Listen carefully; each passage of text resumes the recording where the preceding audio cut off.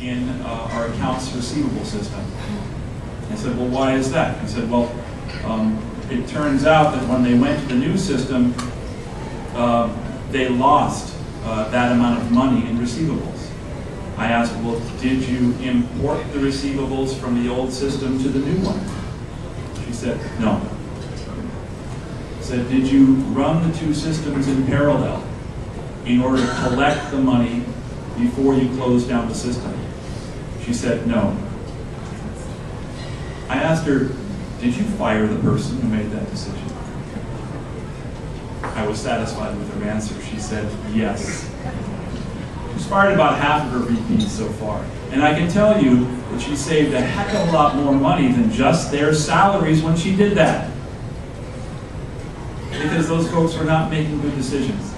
And it's really hard to go back to the nurses and ask them to give back when they can see the kind of stuff that's going on. Thank you. Brandon.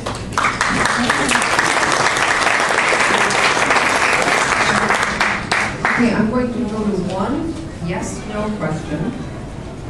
And in this case, I will start with Albert. Okay, I'm just going to ask you to say yes or no. Okay. Okay? Should I stand, Frank? Yes. Yes, sir. Do you support term limits for commissioners? Yes. Down the line. No. That's a no? No. Yes. You got a yes, no, yes? Yes. No term limits. No? No?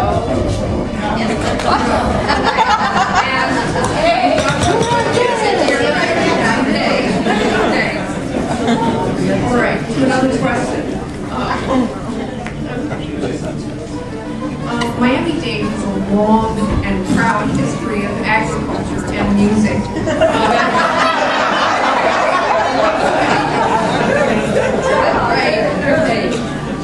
Providing fresh produce and salsa to the nation during the winter. What do you think is the future of agriculture in the county, and what policies would you recommend? I will start, I'll start with where I started. Albert? And could you be loud? And make them be really loud against the music. Okay. I'm going to start here. I'm randomly starting. Nobody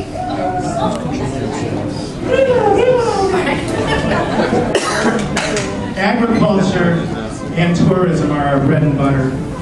University of Florida did the Miami-Dade County Agricultural Land Retention Study involving USDA farm agencies, South Florida Water Management District, and they made several recommendations that these would be the key points in the future to keep the agriculture strong. Marketing strategies that will transcend international boundaries, that they've got to be able to do ways to be able to market globally, make the product look more presentable. But by the same token, we need to do other countermeasures to make the imports look less presentable. Maybe tax them or tax them higher. Somehow we got to make our products look better and do global marketing for it.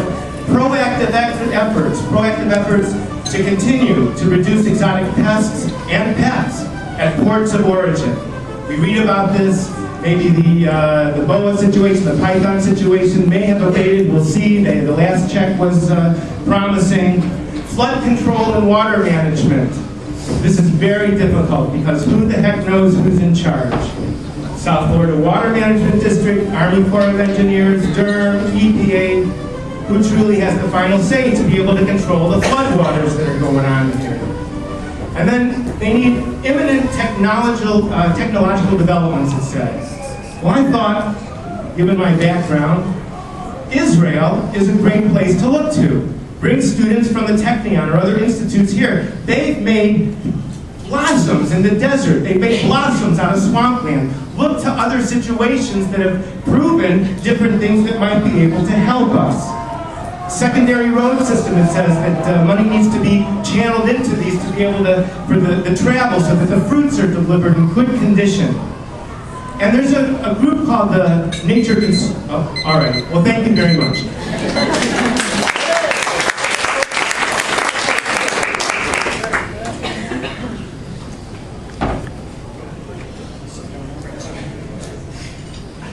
Agriculture is a gem of Dade County. It has been since people came and homesteaded in South Dade County, from groves to row crops to nurseries.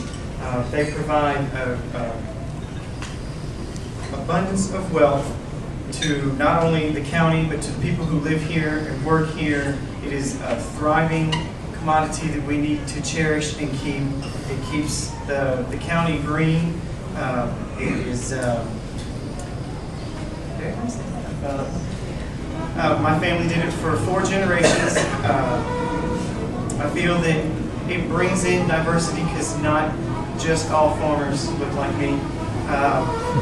There is a wave of different type of fruits and vegetables that we don't normally grow here that we have brought in and produce, and it is sustaining a lot of people across the nation in the wintertime, and we're one of the few people that can grow in the wintertime, and it is a very profitable thing to keep.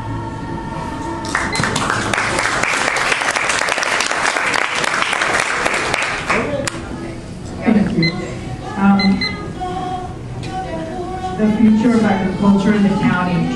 Let me start, and I'll try to speak up. Yeah, you better be loud. Let me start by telling you a little bit about my past. I actually grew up the first 7 years of my life in a ranch. So I have a very special place in my heart for agriculture and for farming. We need to invest in agriculture producers, and I really think that that's the answer. The fact is, these farms and ranches that we have in South Dade are family-owned ranches. They're small and large, but they're small and large family-owned farms. And the best way to keep these farms in the business of farming is to invest in them. And we have not done that. We have done very little of that. And I think we need to invest in the farming industry in South Dade, and preferably in environmentally friendly ways to keep them being productive and profitable.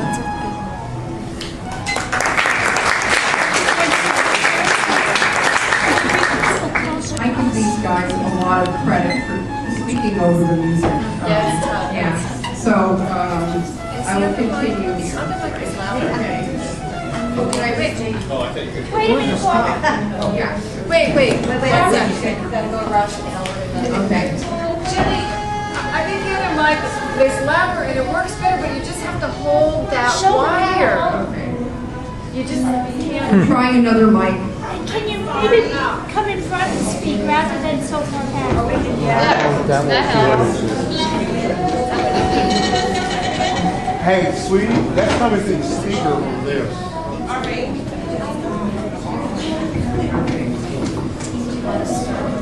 Are you sure about that? I'm a lot of things, but I ain't deaf. Well, why don't you... Okay, Albert, try this one. Oh, you know why? You know why it was coming through the speaker? It was coming through the mic. They're next door.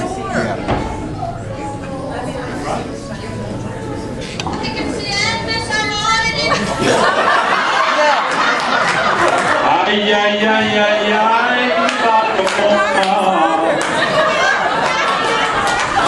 it's not running my time, right?